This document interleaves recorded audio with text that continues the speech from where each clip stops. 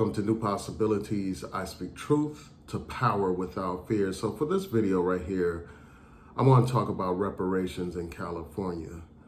So I'm going to provide a summary and then I'm going to share my thoughts about the situation. So in California, a task force was set up, and the name of the task force is the Task Force to Study and Develop Reparations Proposals for African Americans.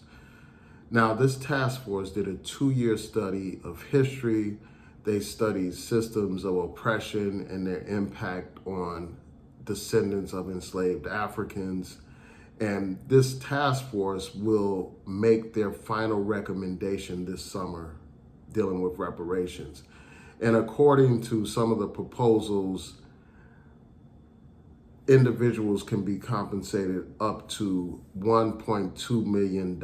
Some individuals will receive that kind of compensation, and the amount is based on inequitable housing infrastructure and certain legal practices which limited African Americans' ability to gain wealth.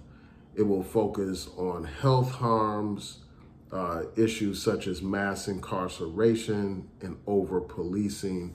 And under this proposal, Black immigrants will be excluded. Black immigrants who arrived to the United States after 1899, and their descendants will be excluded from these reparation proposals. And the Black Californians that will be included is like 80% of Black Californians will be included in the reparations proposal.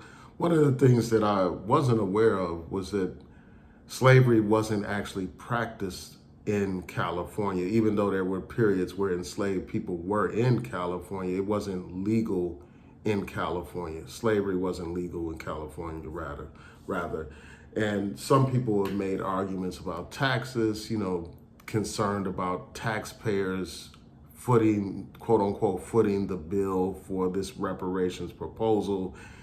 And once this proposal is finalized, what happens is it goes to the legislature, the state legislature, and they need to decide whether or not to pass these proposals to make them actually manifest in the actual reality. So I just want to take some quick time to share my thoughts about reparations and about this particular situation in general. This particular situation in California. So, of course I support reparations. I've done many videos putting forth my position, stating that I fully support reparations, and I support them in California. And I think this is a groundbreaking step, and hopefully it will lead to a trend around this country where different states look at this question of reparations and take on this issue and actually pass it into law so that we can actually see reparations for Black people. And one of the things that's interesting is that even though California never had legal slavery in their state, California is paving the way for reparations in places where there was legal slavery, like here in Maryland, where Black people were legally enslaved. If a state like California can take on this question of reparations, it is high time for the states that actually participated in the slave trade, for states that actually legalized slavery for centuries. Those states need to be taking up this question of reparation. And unfortunately, many of those states are in the South, and they are governed by right-wing racist Republicans, and it is highly unlikely, unfortunately, that these states would pass reparations. But those are the states that really need to be looking at the question of reparations. Those are the states that really need to take on this question of reparations. And one of the things that I really like about this proposal out of California is it goes beyond just the question of direct slavery. It deals with the quote unquote trickle down effects of slavery, the residual effects of slavery, and the legacy of slavery. And that legacy includes, things like redlining. That legacy includes things like mass incarceration and over-policing, police brutality. We have to take on educational disparities as well between Black communities and white communities. Those are the things that need to be addressed in reparations. The issue of racially restrictive covenants that prevented Black people from building wealth, from buying property in certain areas. Again, the question of redlining, where Black communities were literally redlined and they were prevented from gaining, getting mortgages to purchase property and things of that nature so that they could build wealth, so that we could build wealth.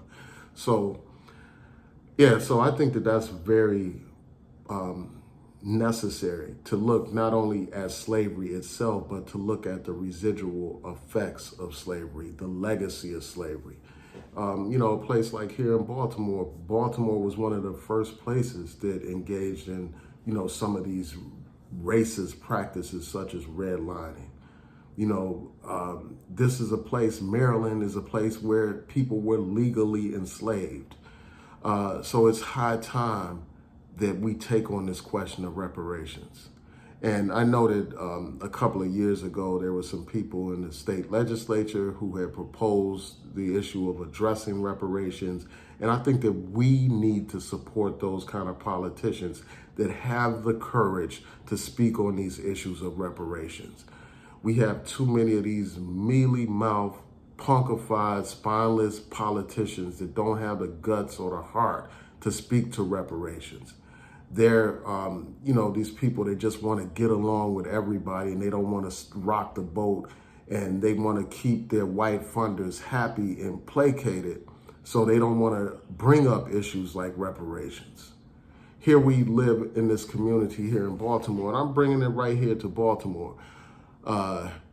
In this community, this immediate community where I live, you have a street called York Road, which is like a racial dividing line. It divides, affluent communities from struggling communities, Black communities from white communities. It is a line of division, a line of segregation in many respects.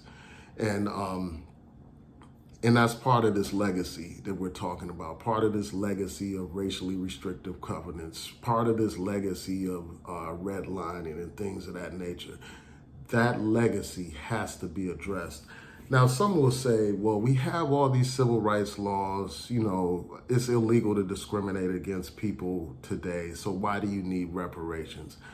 The fact of the matter is, reparations is necessary to repair the damage that was done from centuries of slavery, from decades of Jim Crow, from decades of redlining, from decades of racially restrictive covenants, from decades of separate and unequal education that even continues to this day. Even to this day, you have segregated schools in America. Even to this day, you have under-resourced Black schools, and you have over-resourced affluent white schools in white neighborhoods and stuff. So this problem continues today. And even if you say, okay, you have equal rights today, that doesn't make up for all the lost time that could have been spent building wealth. It doesn't make up for all those centuries of uncompensated labor. It doesn't make up for all the suffering that our people endured during slavery. And it doesn't make up for the damage that the quote-unquote war on drugs had on our communities. The problem of mass incarceration, the destruction of the Black family. It doesn't make up for the fact that you had the federal government participating in the drug trade, the crack epidemic that destroyed our communities. So reparations is very necessary. And I noticed in this article from Time magazine, they were talking about how some people were complaining about taxpayers having to pay for this, for reparations and all that kind of stuff. Well, the fact of the matter is the state does not exist without taxpayers. Taxpayers make it possible for the state to function. There would be no state without taxpayer dollars. It was taxpayer dollars that made it possible for the state to engage in these discriminatory practices, such as over-policing and police brutality and mass incarceration and, inequitable distribution of educational resources. It was the state that did that with tax dollars. So unfortunately, yes, the citizens will have to pay for this. And I think that as a part of reparations, Black people shouldn't even have to pay taxes for a certain period of time. And, education is something that needs to be looked at as well as a part of reparations. People shouldn't have to pay for, African Americans, descendants of slaves or enslaved people should not have to pay for an education, especially from these institutions that actually benefited from enslaved African labor. You had universities that owned slaves, that sold slaves and used slave labor. Those universities need to open their doors and provide African Americans with free college education for generations to make up for all the damage that was done as a result of the slave trade and, these other manifestations of racism. And then the very last issue I want to deal with in this video is this issue of Black immigrants. As I mentioned earlier, Black immigrants are not able to receive reparations under this proposal in California. And I think that that's the right decision to make, especially when you deal with the question of slavery, because these Black immigrants, and it's no disrespect to our Black immigrant brothers and sisters, but the fact of the matter is they were not enslaved in this country for hundreds of years. Their descendants weren't, their ancestors weren't enslaved for hundreds of years in this country. And so they shouldn't reap any kind of financial recovery as a result of slavery, because their ancestors simply weren't enslaved in this country for hundreds of years like the African American was enslaved. And the other thing is this, the Black immigrants voluntarily came to this country. They chose to be in America. So their situation is completely different from the African American who was brought here in bondage, was forced to be in this country. We didn't voluntarily immigrate to this country.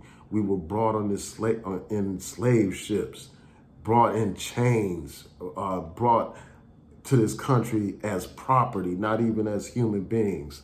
So I think that distinction is necessary, because unfortunately, you have some people who have benefited from the African-American struggle. They benefited from the African-American struggle for civil rights in this country. But unfortunately, many of them who are ignorant, who are uninformed, have no respect for African-Americans, even though African-Americans paved the way for them to enjoy certain benefits in this society that they wouldn't have ordinarily had. To be able to go to any business that they want to be able to get an education, to be able to be employed with certain companies and all that kind of stuff. All of that is the result of the labor of African Americans and these same people that have benefited from that struggle, benefited from the fact that our ancestors and our elders were killed or lynched and brutalized by the police simply for trying to get basic human and civil rights in this country. Those same people, some of these immigrants benefit from that struggle, but they have no respect for African American people, out of ignorance, of course. But I just think that it would be fundamentally unfair for those immigrants to benefit from reparations when they weren't enslaved, just because of the color of their skin. And again, some of them don't appreciate the plight of African Americans, but yet they want to benefit from African Americans. So yeah, that's what I have to say about this. I hope that this paves the way for more people to be demanding reparations around this country. I hope it paves the way for state legislatures to take up this question of reparations, deal with this reparations issue. And we need to put pressure on the federal government to finally pass H.R. 40. That is a step towards reparations. We have to study the question and analyze the question of compensation for slavery and these other discriminatory practices. And then once we have that done, we can actually talk about implementing reparations to repair the damage that was done from centuries of slavery, from decades of Jim Crow, from decades of mass incarceration and over-policing and inequitable education and healthcare disparities. All of these things have to be addressed. So, I hope this paves the way, and I commend the bold people in California for moving ahead with this question of reparations. Often it's the states that have been ahead of the federal government on many issues, and hopefully the states can take the lead, and eventually the federal government will follow that lead. So with that, please rate, comment, subscribe, like the video, share the video, and hit that notification bell so that you'll know when I post new content on here.